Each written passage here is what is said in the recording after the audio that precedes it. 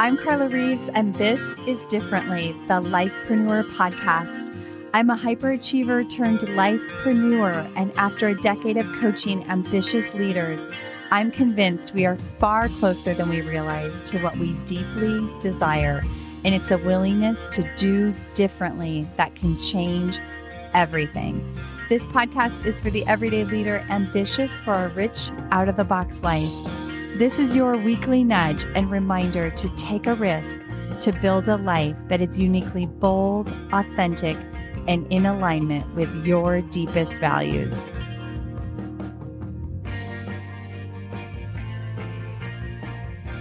Have you ever found yourself in a moment of clarity where you realize that the risk of staying where you are is greater than the fear of moving forward? Meet Amy Grubb, my guest today, as she takes us into that moment for her. Amy worked in big law, built her own successful solo practice, and now helps other lawyers build thriving law firms. Her goal is to help lawyers build a profitable and enjoyable business. I love this conversation. It's so casual, and we could have talked all day. We talk courage and doing scary things, forgetting someday to make sure we're living now. We get into the messy parts and realize how vital and important they are, even though they're uncomfortable, and so much more. Amy is a lifepreneur, even though she may not have realized that until today. She approaches her life and business with creativity and innovation and is designing a lifestyle that aligns with her values and makes room for soaking up more of life's tiny moments, the kind that fill you up the most. Meet Amy. Hey, Amy, welcome to Differently. Hi, Carla. Thank you for having me. I'm so excited that you're joining me today. For people listening, Amy and I met through BizChick's business mastermind, and we were in like a small mastermind together, and I just instantly liked you and wanted to hang out with you. And we've had a few calls, and I've gotten to know you a little bit and what you do, and I'm just excited to share you with my listeners. So super excited to dive in. So why don't you start, Amy, by just giving us paint us a picture of what your life looks like right now, and then we'll kind of go back and go into your story and what got you here. But just give us a snapshot of the season you're in. Sure. So I am a non-practicing lawyer. I'm in Canada. I'm in Ontario. And what I do is I help other lawyers to launch their own law firms. And I work from home. I've worked from home for quite a few years, even before the pandemic I did. I have 3 kids. They are 12, 11, and 5. So it's a busy time. It's a lot of fun. And I'm learning how to kind of prioritize family life, working from home, and all the other things. So it's a fun time. My kids are a great age, and I'm having a really good time helping to support other lawyers in my business. So it's a nice season of life right now. I love that. What's the weather like where you are right now? Super gray and rainy, which is not usually the case. So where I live, it's usually very snowy and cold for, oh goodness, like 7 months probably. So everyone's really excited for the summer. So right now we're recording, it's June, and typically it's very hot and very sunny, but that has not been the case this week. So it's been a bit rainy and gloomy. Let's just swap weather for like a couple days. It's like 110 here and super sunny, and I would love some cloudy days. So send them over. I would love that. I would love it. Let's swap. Swap weather. I like that. All right. So so first of all, how long have you been doing your business on your own? I have been doing my business since 2018. So I ran my own law firm, a solo practice, and I was also doing consulting for law firms on the side. So it wasn't until the beginning of 2020 that I shifted. I stopped practicing law and I just went 100% consulting for law firms. Okay. So now take us back because I know that there was kind of life before what you're doing now. And before we hit record, you were telling me a little bit about that kind of catalyst moment. And I think for everybody listening, like we can all relate to those moments in life where we just are so clear that something has to change. So take us back into that time and moment for you. Sure. So, and even I might go back a little bit further as well. So, I went to law school and I got a job right out of school in a really large firm. It's kind of what everyone is hoping to get when they get out of law school. So, I worked in a really large international firm for many years. I think it was almost 10 years. And I was working on these really big transactions. I practiced corporate commercial law. So all kinds of really exciting work, things that were in the paper. And I loved it. I loved the people. I loved the clients. I loved the craziness of it because deals would happen and you were working around the clock. Your emails were flying in. It was really exciting. And then over time, it kind of wore off a bit. And then I had kids and I was like, this is not so exciting anymore because I'm exhausted from work. I'm exhausted at home. I can't keep this up. But I was just really, really busy. And I kept thinking like, this is what I'm supposed to be doing. This is what lawyers are aiming for. And so the moment that really changed everything for me was Christmas Eve. And we were at my husband's grandparents' house. And I was working. I was working on a file. And it was getting late. I think we had already had dinner. And I was upstairs in one of the bedrooms working.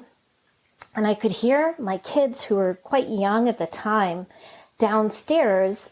And, you know, we had Christmas music on and all this stuff. And they kept saying, "Where's mom? Where's mom? What's mom doing?" And my husband was saying, "Oh, you know, she has to work and all this stuff." And that was the moment for me where I was just like, what am I doing? This doesn't make any sense. I love Christmas. I love being with my family, but I felt like I had to get that work done before I could go see my family. And, you know, with young kids, you're trying to get them to bed early and things like that. And it was just this moment where I said to myself, I will never, ever, ever do this again. And I wasn't sure how that was going to happen, but I really think where I am now never would have happened if I hadn't had that moment. And it was like this moment of clarity. And I even remember in the moment thinking, this is it. Like, I'm going to remember this moment for the rest of my life. So it was a huge moment for me and really eye-opening. And I just remember saying, that's it. I'm never doing that again. I love that, like that moment of clarity, because I think, like, as you're saying that, I'm reflecting back on my life and, like, you know, picking out moments like that in my life. And I'm sure people listening, like, are doing the same, but I think we all have those, you know, those. And so you mentioned the word guilt, and I hear this so often from my clients and just people I talk to who are, you know, busy entrepreneurs, that there's just this like feeling of guilt that kind of carries with them no matter what they're doing. So for high achieving people, it's like you feel guilty whether you're working or if you're taking time with your kids and you feel guilty that you're not working. And so was there, like, prior to this moment of clarity, like, take us into that. Was there a lot of that there for you, that kind of like the building, right? Take us to the building that led to that moment of clarity, because I'm sure there was like a pile of things, right? Yeah, I think there was a lot of guilt, and it was just, my job was really stressful and really fast paced. So even if I was able to sneak away, for example, to go to my son's classroom to volunteer, I always got there at the last minute. I always had other things on my mind. I was always in a rush, all the time, always in a rush. And then when I was at work, if I was working late, I'd feel really guilty, like, oh, now I can't get home. I'm not going to be home in time for dinner. And I had people, my husband was at home and he could help out and things like that. And, people in my house would say, it's fine, it's okay. But it wasn't okay to me. And I've actually gotten better at it, to be honest, Carla. So in the last year, maybe a couple of years, I've really bonded with a group of friends in my neighborhood, and they're all professional working women, and they all have kids. I actually think we all have 3 kids. And just talking to them and, realizing we were all going through the same thing. And I just felt like I was able to kind of put everything in compartments and not feel so guilty anymore. And just knowing that they're in the same boat has really helped to support me to say, you know what, it's not that big of a deal. And granted, my career and what I do now is very, very different from what I did before. So I think that also plays into it as well. Yeah. So you had talked about before we hit record that you were somebody that followed the rules, right? Like for a good part of your life, you were a rule follower, myself included. And so it sounds like when you did this, like when you started to make these big changes in your life to do something different, what did that look like? And what did you bump up against inside of yourself as you did that? It looked pretty ugly, to be honest, because like always, my whole life, I followed the rules. I followed the path of what you're supposed to do as a lawyer. I did everything my parents said. And then all of a sudden I said, you know what? I don't want to practice. I don't want to do this thing called law anymore. And I took a step back. So I took a leave from my firm, and I didn't know what I was doing. It was a bit of a mess. So I would pick up my kids from school. I would kind of try and find things to do, but I was always waiting for this meeting or this moment or this person to send me an email with this amazing offer of what I always wanted to do. And of course that never happened because I didn't really know what it was that I wanted to do. So I read a ton of books. I went to all these different events, and I just did things differently than I normally would have. So what ended up happening was one of my neighbors was from the UK, and she had this business idea to launch an online store selling curated handmade goods. So we didn't make the products. We sourced them from local artists and we sold them on our website. And so this was so totally different from anything I had ever done before. But I just thought, you know what? Sure, let's do it. Why not? I have the time. Let's just do it. And that really was such an eye-opening business for me. We didn't make any money. It was not a successful business, but I learned so much about online businesses. And I went to these networking events with entrepreneurs, specifically female entrepreneurs. And it just opened up this whole world of opportunity and new people and things that I never would have met. I never would have known about in my old career. So it was an amazing opportunity for me that I didn't know at the time. It was more like, sure, let's just do this for something to do. I love this because you can feel it's a little bit messy, and you're taking me back too to I was laid off from AT&T job like years and years and years ago. And it was like the greatest thing. I got like this severance pay that was great.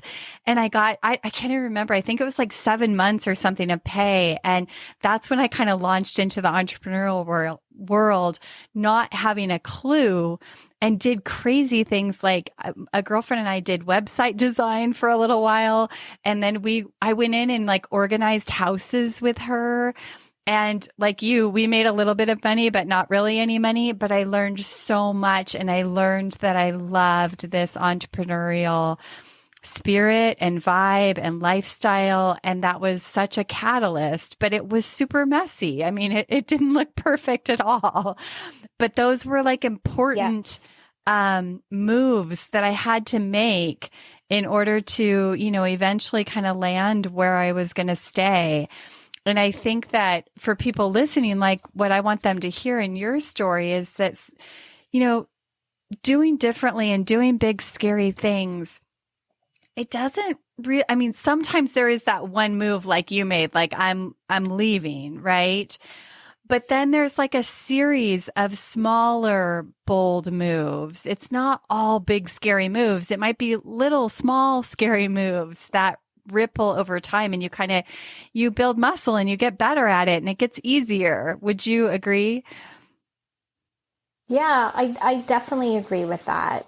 And one story I wanted to share as well was, so my identity was all caught up in being a lawyer because that's what I had done for a decade.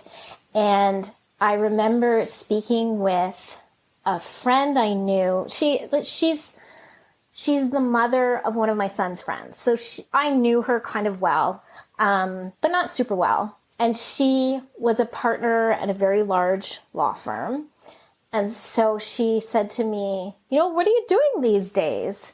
And I remember just having this sinking feeling like, oh my gosh, this is so embarrassing. Like, am I going to tell her I'm not working? I'm like selling handmade goods online. Like, oh, this is so bad. And so I just told her, I said, my life was so busy. I needed to take a break and figure things out.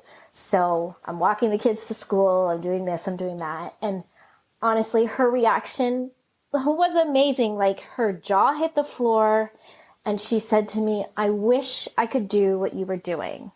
And I totally remember that moment and thinking in my head, well, you can do that. Like, you can change the course of your career or where things are going. But for her, she wasn't in the right space to be able to do that. And I didn't say that to her either.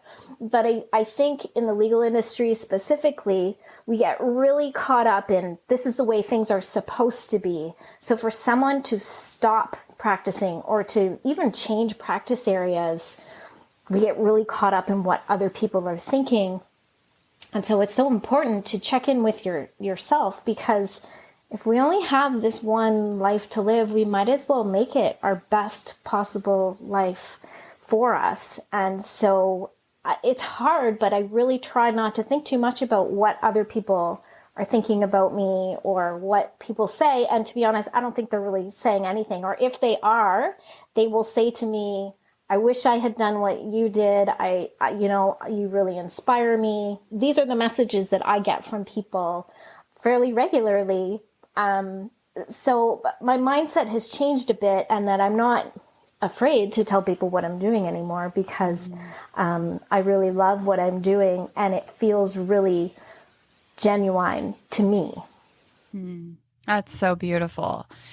When you were talking about that moment and telling the woman what you did and her jaw dropping to the floor, it makes me think of like what I notice with my clients a lot is they come to a coaching call and they'll say they want clarity, or they feel confused and they don't know what to do or what next step to make. And after we kind of dig into that, what I find over and over and over again is that it is not an issue of clarity. It's an issue of courage. Yes, I would And that's the agree. scary thing. It makes me emotional because it does like it's so real. It's been so real for me. It's so real for my clients. And when you're in yourself and feeling so afraid, it looks so scary. But when you do it, it's not as scary as your mind wants you to believe. And it's the thing that literally could set you free, whatever that thing is. Yeah. And how fortunate are your clients, Carla, that they have this safe space where they can go and talk to you and say, here's something I'm thinking. This is really scary. And they put it out there, because a lot of times it's just saying those things that can have a really big difference. So they have this safe space where they can say these things and you can support them and talk about, okay, so what's the first step? It doesn't have to be, how are we going to get there tomorrow? It's like, what tiny little change can we make to just steer the ship a little bit to go towards that direction?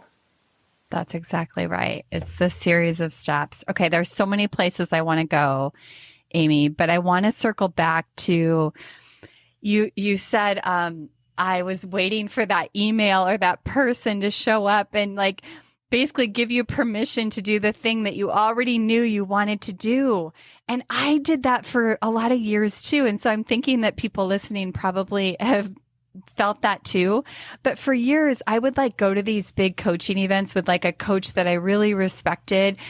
And I would hope that they would like pick me out of the room and like, kind of tell me to go like do what I was doing in a bigger way, or that what I was doing was good or right, or that I was on the right path, and it was a lesson I had to learn over and over and over again. I would leave those events and nobody like brought me out and put me on the stage and said, yes, go do your thing. And I realized I had to just give myself that permission and just go for it. But like, what a lesson. Yeah, it's like the Tony Robbins documentary where he pulls someone from the audience and literally changes their life in that documentary. And that's great for that one person, but there's still 1,000 other people in that room. But even at my law firm, every once in a while, a junior associate would get to go on secondment. And lots of times the placements were really cool. Like there was one student, no, yeah, he was a student at the time. He went to a television broadcasting company and was working on all these really cool shows. And in my mind, I was like, oh my gosh, that's amazing. I hope they pick me next. But really, what I should have done was go to the person who's making these decisions and say, hey, I would love to be considered for an opportunity like X, Y, and Z. But instead, I just sat back and I guess followed the rules and waited for someone to read my mind and ask me to do it, which never happened. Exactly. Lesson learned, right? Yeah. So random question. What did you love to do as a little girl? And are there any links to that, to what you do today? I love to read. I loved reading to myself. I have a younger sister and I loved reading to her. We have the cutest pictures of myself and my sister when we were young. And I was reading to her in the couch and things like that. So I would read anything that would come my way. And I think that definitely translates to what I did as a lawyer, because I would read all the time as a lawyer. I also loved writing, and I used to enter the local poetry contests, and sometimes I would win awards. I wrote stories, and that's definitely in line with being a lawyer and drafting and thinking about words and things like that.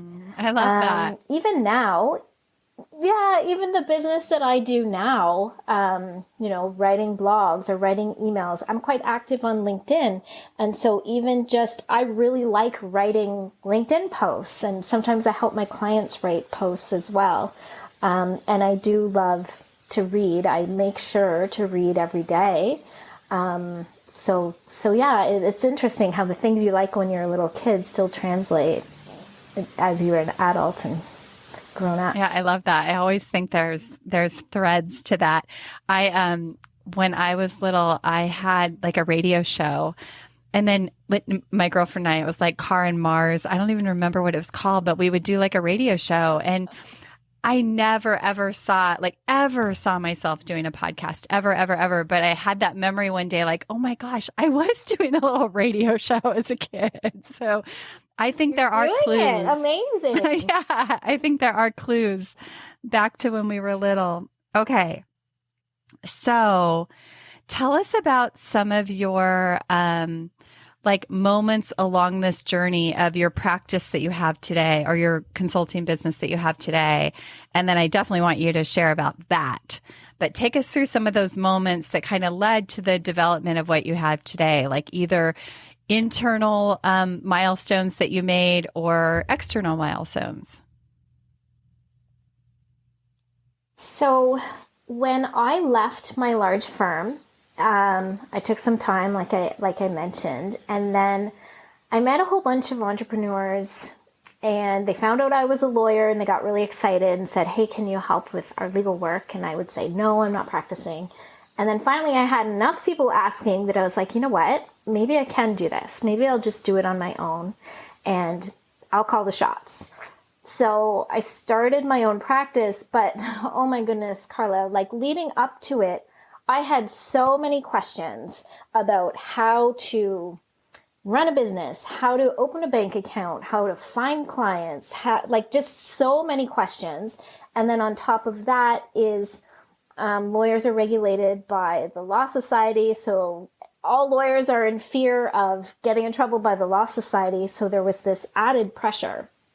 And so I met with some people I knew, and I would ask them questions, but I still had a lot more questions, like those little embarrassing questions that you don't want to ask anybody, but you kind of want to know.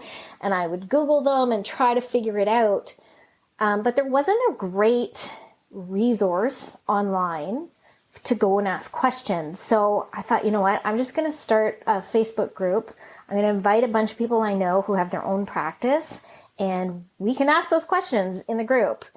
So that's where that started. So I wasn't doing any consulting or helping lawyers on the side. It was more, I just wanted to create this community where people could ask questions.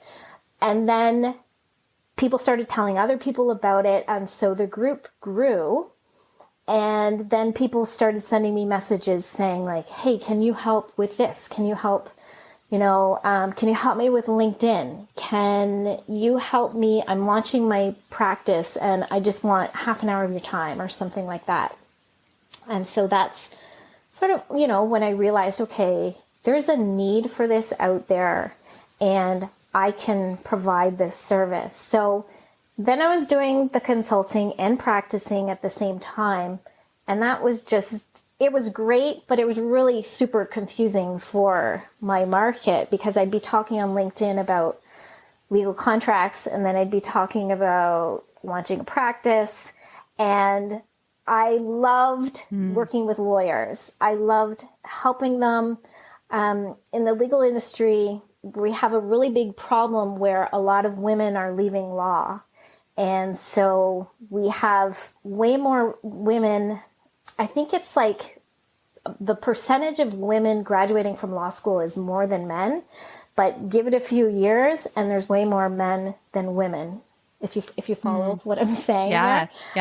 So a lot of women are leaving law. And so what I do now, I work with men and women, but I have been able to help women stay in the legal industry, find a firm that they love owning, like create this business that works with their lifestyle, and they stay in the law.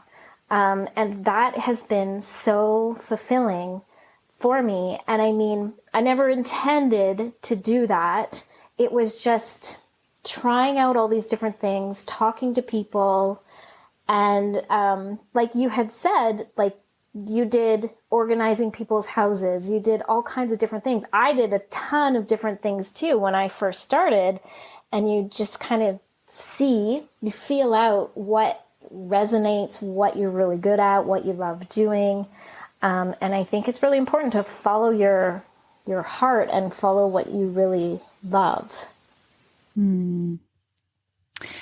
So I landed on this concept called lifepreneurship that I'm kind of folding into my business because it describes like everything I have been working with in my own life for the last 20 years and with my clients over like the last 10. But it's like this idea of approaching everyday life and designing your life like an entrepreneur would approach their business, and really innovating and creating and getting creative when we get stuck, right? And you've described so many little moments of like, you're a lifepreneur, Amy. I don't know if you knew it, but you're a lifepreneur. But it's like, it's really being creative. I did not know that. It's being creative in your everyday life to find, like, I love that you created the solution that you needed to answer those questions. Like, that's what I'm talking about. And that was inside your business. But it's the same thing with like, how can we design a life where we can, be with our kids on Christmas Eve and have our business and stop rushing around to everything and missing all these little tiny precious moments that we're going to regret later. But it's like being inventive in all of that and using this entrepreneurial nature and creativity that you innately have to ongoingly create around that. And so that excites me so much because you're doing that all over the place, whether you realize it or not. I definitely did not realize that. So that's super interesting to hear. And so I have this journal that I write in every day. It's called One Line a Day. And so I write in it before I go to bed. And it's just little things. I will write what happened that day. Sometimes it's like some funny thing that my kid had said, or it's, what we did or how I was feeling. And it's funny because some days I'm kind of racking my brain like, oh man, what happened today? And I feel almost like this pressure of like, I have to, live life to the fullest. But at the same time, like you kind of have to be in reality as well of like, not every day is going to be a day where, something crazy happens. And so I'm learning to find the good in just the regular everyday moments. So for example, I try and go for a walk every day. I often will walk and pick up my kids from school. And when I used to do that, I used to have my phone and I'd be like sending texts, reading emails, doing all these things. And now I usually have my phone in my pocket, but I'm just walking and listening and enjoying being outside and just being in the moment there. So that for me is fairly new, but it really helps me to just enjoy that moment that I'm in. I adore that. So first of all, I don't even know if you know this, but I'm a huge journaling is. I had a business called Sanity Journals, and that actually led me to coaching. I never set out to be a coach. It just sort of happened. But I love that for people listening, like that simple way of journaling, of just writing down one sentence and like capturing something in your day that stood out or was a highlight is such a good practice for just remembering. Because I think for people like us, it's like, you can get so stuck in the like working harder to achieve to someday get to the place where then you're going to have this great life and be able to enjoy the moments. But the truth, it's an illusion. The moments are right here, but often we're so busy rushing around that we're not even present. And two things this week. One was I have a client who is really trying to like just live her summer differently. She's kind of like you, working and traveling with her family and trying to juggle all the things and stay sane and centered and appreciate the little tiny moments. And I've had her journaling just like 3 questions at the end of the day. And what's so fascinating, and she loves her work, she loves her job, but when she captures those 3 little things from the day that stood out, it's always like her dog laying in her lap, or her child's laughter, or sitting next to her husband watching TV. It's never a work. I mean, it's not usually a work moment. It's a tiny little moment. It's not like grand and you're sitting on the beach with a daiquiri in your hand and surfing in the waves. Like it's little tiny. And yesterday or the day before, my son came home from work and my husband and I were sitting in on the couch, like in his kind of office area because he works with me now. And we were like working on something, but Shane walked by the room and just saw us sitting there. And he probably, like, I don't know, maybe we were sitting there when he left. I'm not really sure, but he's like, don't you guys get bored just like doing the same thing every day or whatever, something like that. And it really made me think, and I want to share this with him, but it's so important to like find someone to share life with that you can enjoy these ordinary everyday life, because like you said, that's most of what life is.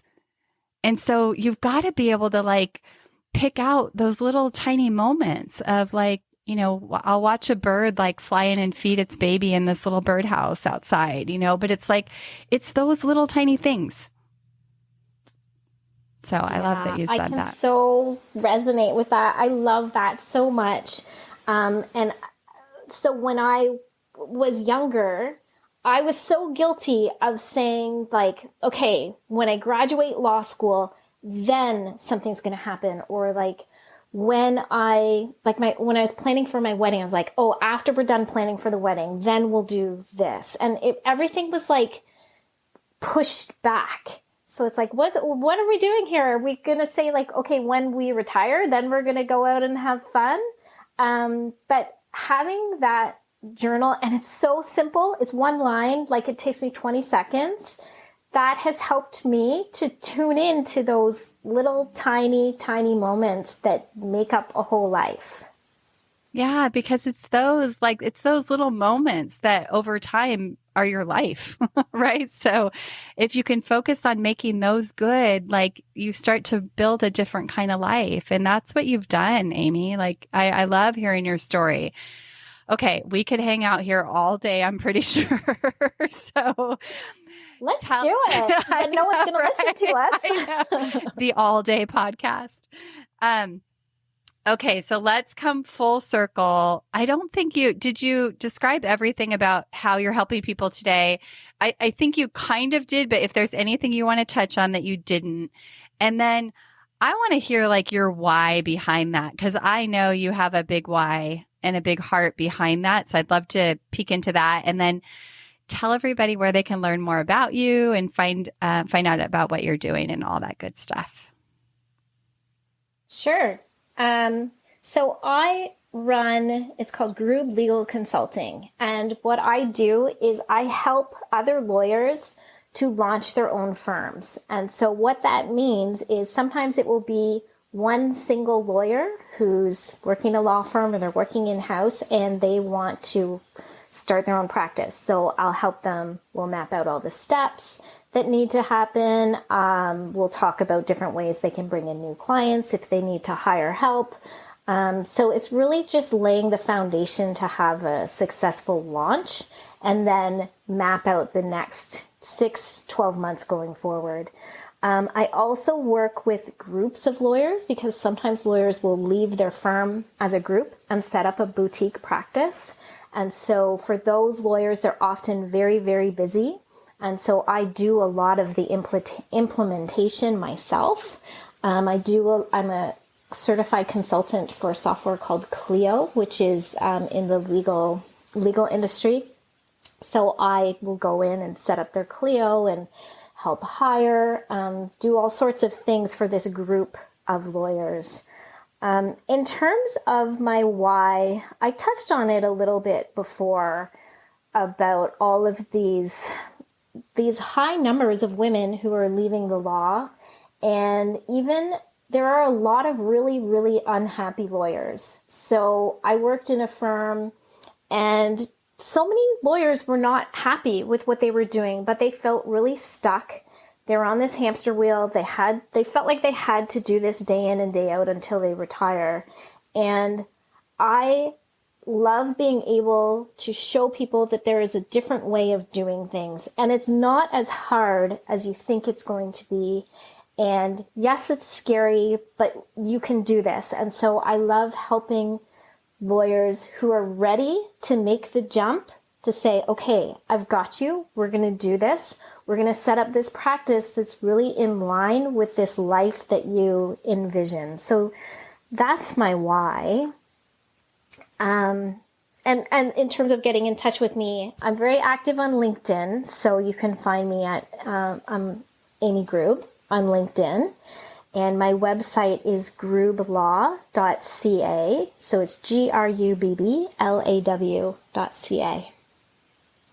Awesome. And I will make sure we put all of that in the show notes so that people can find you, and please connect with her and look for what she's doing, because I'm so inspired by your story and by just hanging out with you today, and just your approach to all of this in life. It just, it's inspiring to me, and I'm sure it is to people listening too. So I'm so grateful that you were willing to come and hang out on the podcast, and would love to do it again.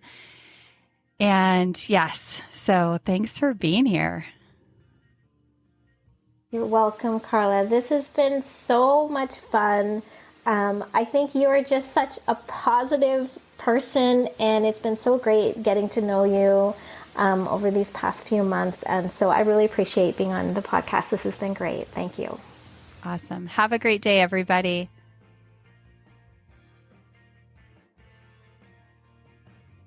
Hey, I'm popping in to let you know that we have some exciting news. We have merch, t-shirts, hoodies, mugs, and more. You can now support the show by shopping the merch, gear for the everyday life innovator. Check out the Lifepreneur shop. Link will be in the show notes. Enjoy.